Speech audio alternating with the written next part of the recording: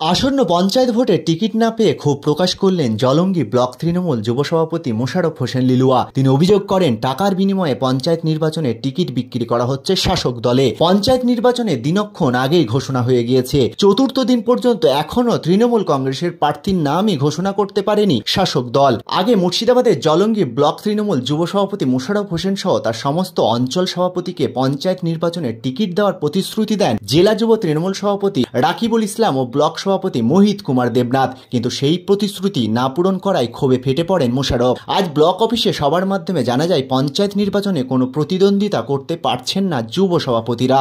কার্যালয় থেকে সাংবাদিক সম্মেলন করে ক্ষোভ প্রকাশ করেন দলের একাধিক নেতা থেকে জেলা এবং ব্লক সভাপতিদের বিরুদ্ধে। তবে টিকিট না পেলে আগামী দিনে দলত্যাগ করারও হুঁশিয়ারি দেন তিনি।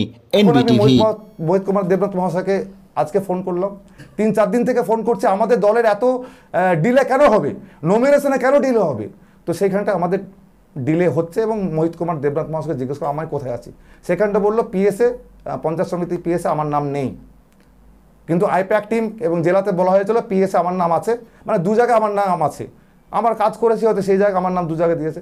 এবং জিজ্ঞেস করলাম 78-টা কার নাম আছে, জেলা পরিষদ 78, যেটা চুয়াপাড়া, ঘোষপাড়া এবং জলঙ্গি 3টে অঞ্চলকে নিয়ে। সেখানটা বললো যে না, ওখানে 3-4 জনের নাম আছে। আমি জানি 3-4 জনের নাম কার আছে, আমার নাম আছে, আরও 2 জনের নাম আছে। যে 2 জনের নাম আছে তাদেরকে আমি দলে আজ পর্যন্ত 5 বছর হলো তাদেরকে দলে এক কোনো চিনে ফোটা দেখতে পাইনি। তাহলে তারা জেলা পরিষদের প্রতিনিধি হিসেবে কী করে থাকতে পারে? এবং এটাও শুনেছি জেলা পরিষদ প্রার্থী হওয়ার জন্য 10 লাখ 5 লাখ টাকা চাওয়া হচ্ছে। এটা কেন হবে? এটা মমতা বন্দ্যোপাধ্যায় আদর্শ? এটা মমতা বন্দ্যোপাধ্যায়ের নীতি আদর্শ, না অভিষেক বন্দ্যোপাধ্যায়ের নীতি আদর্শ? টাকা কোথা থেকে আসলো? দল করতে হলে যদি টাকায় চাই, সেই দল আমি করতে চাই না। কারণ আমি একটা ফৌজি, আপনারা সকলেই জানেন আমি একটা ফৌজি, আমি একটা ডিফেন্স পার্সোনাল। টাকার জন্য আমি দল করতে আসিনি, আমি মানুষের জন্য, মানুষের পাশে, মানুষের কাজ। এবং মমতা বন্দ্যোপাধ্যায় যিনি গণ আন্দোলন করেছিলেন, যিনি 34 বছরের বাম অপশাসনকে ছাড়িয়ে এই বাংলাকে সোনার বাংলা তৈরি করেছিল, যিনি একটাই নেত্রী, পুরো গোটা বাংলা নয়, গোটা ভারতবর্ষ নয়, বিশ্বের মধ্যে, বিশ্ব জননী, বিশ্বের মধ্যে মমতা বন্দ্যোপাধ্যায় বন্দিত, নন্দিত, তার মানে যে সুনাম চতুর্দিকে।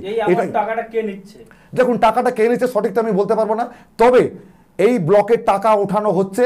বিশেষ করে জেলা পরিষদে বলছে 10 লাখ টাকা, কেউ বলছে 20 লাখ টাকা, কেউ বলছে 5 লাখ টাকা, এবং পঞ্চায়েত সমিতির জন্য টাকা ওঠানো হচ্ছে।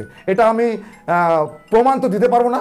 দেখুন, প্রমাণ দিলে আপনারা জানেন অনেক কিছু হয়ে যাবে। সুতরাং টাকা চাওয়া হয়েছে, এটা হচ্ছে ব্যাপার। আপনার টিকিটটা হলো না কেন? লাস্ট মুহূর্তে আপনারই ছিল, লাস্ট মুহূর্ত পর্যন্ত আপনার টিকিট।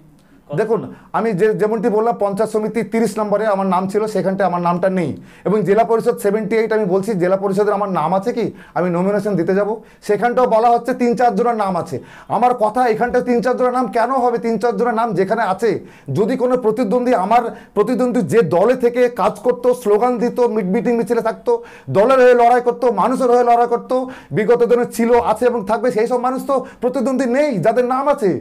তো সুতরাং সেইখানটা আমার বিদ্রোহী মনোভাব আজকে এই জন্য তৈরি হচ্ছে। তাদের নাম কেন থাকবে, আমার নাম কেন নেই? জেলা পরিষদের 78 আমার নাম ডিক্লেয়ার কেন এখনো হলো না, এটা আমার কথা। কি চাইছেন, মানে আগামী দিনে কি করবেন তাহলে? আগামী দিনে আমি চাইছি জেলা পরিষদ 78 যদি নাম থাকে, বাকিদের যাদের নাম আছে, তারা দলের হয়ে কোনোদিন কাজ করতে দেখিনি আমি। আপনারা তথ্য বিশেষজ্ঞ দেখবেন, আগামী দিনে যদি তাদের নাম ডিক্লেয়ার হয়।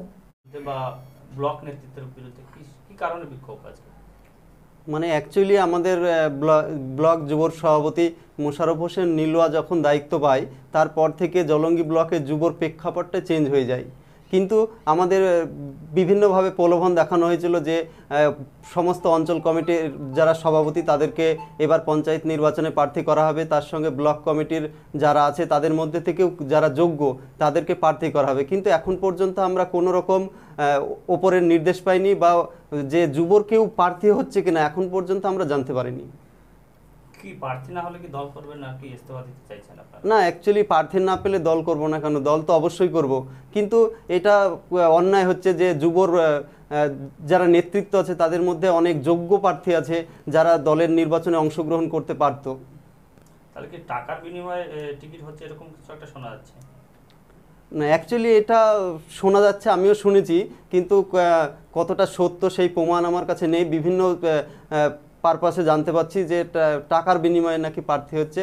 তবে আপনারা কোন পন্থীর লোক এখানে? না, আমরা অ্যাকচুয়ালি এখানে কোনো পন্থী না, আমরা মমতা বন্দ্যোপাধ্যায়ের সৈনিক। সমর্থক তো এখানে কারো আছেন আপনারা, মানে যেহেতু ব্লক সভাপতি বনাম এমএলএ একটা ইয়ে চলে জলঙ্গিতে, সেই ক্ষেত্রে কার পক্ষের লোক আপনারা? আমরা বরাবরই এখানে আমাদের নেতা রাকিবুল ইসলাম রকি জেলার যুব সভাপতির অনুগামী এবং তাকে দেখেই দলটা আমরা করতাম। তিনি কি বলছেন টিকিটের ব্যাপারে? তিনি এর আগে বিভিন্নভাবে আমাদের বলেছেন হ্যাঁ যুবর নাম থাকবে, এবং আমার 16 নম্বর পিএস থেকে নাম গিয়েছিল। আমি এখন পর্যন্ত কোনো রকম কিছু জানতে পারিনি। দুটো দিন বাকি, তার মধ্যে এখন পর্যন্ত কিছু ফাইনাল জানতে পারেননি? না, জানতে পারিনি। কি করবেন তাহলে? কি পদত্যাগ করতে যাচ্ছেন দল থেকে? আমরা সিদ্ধান্ত নেওয়ার পর সেটা জানাবো। আপনার পরিচয়টা? আমি আনিসুর রহমান, ফরিদপুর অঞ্চল তৃণমূল যুব কংগ্রেস সভাপতি।